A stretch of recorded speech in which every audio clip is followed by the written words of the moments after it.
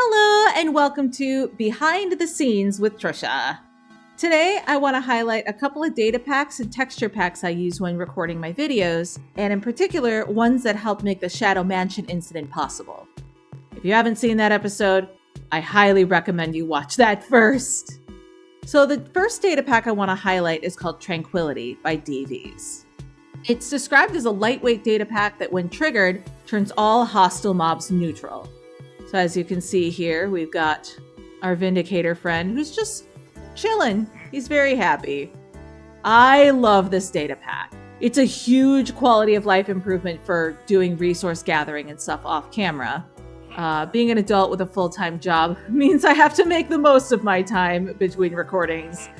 And this data pack allows me to maximize my time while minimizing the risk of accidental deaths.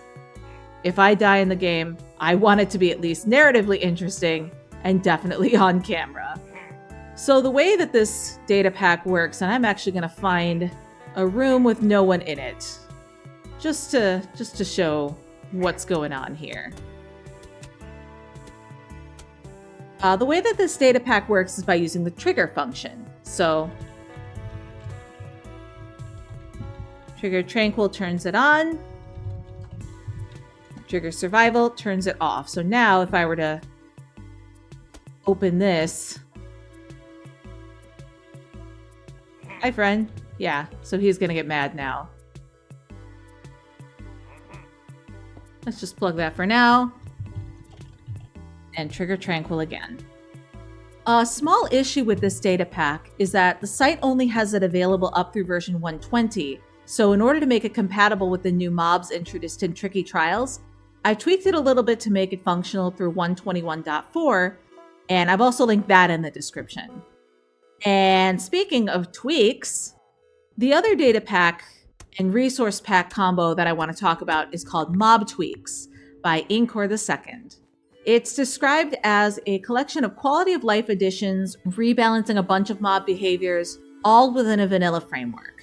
It comes with a required resource pack that changes the appearance of some mobs and items, most notably the Creeper and the Illusioner, giving them their dungeons textures. Now let's try to find our Illusioner friend. There you are! So, Illusioners are not available in the game at all. You have to summon them in manually, which is what I had to do in order to get Psychomantis here. Normally, Illusioners look like this, which is ugly and I hate it. So this is what they look like in Minecraft dungeons. And let me just do this for just a second, because I also want to summon in a Creeper. Oh god. Why did you do that? Rude? Well, in the fraction of a second that you saw him, the Creeper texture that I use also is the one from Dungeons, and that comes with this resource pack from Mob Tweaks.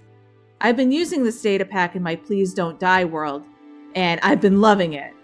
So, starting in the next episode, I'll be incorporating it into the Let's Play. And I don't think it's going to be too different. I think a lot of it just comes down to where certain mobs spawn. I don't know. I've linked a video that has all of the different changes in it, so definitely check out that video. So going into this episode, I needed two things. I needed antagonists and hostages. And thankfully, this mansion provided both of those things.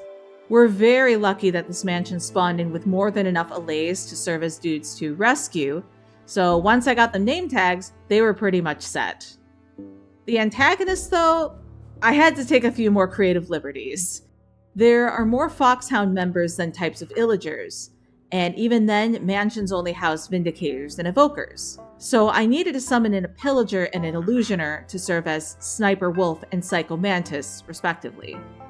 And I wanted to do as much of this in regular survival mode as possible, so outside of the two summon commands to summon in the Illusioner and the Pillager, who is upstairs, I'm very proud to say I succeeded in that challenge.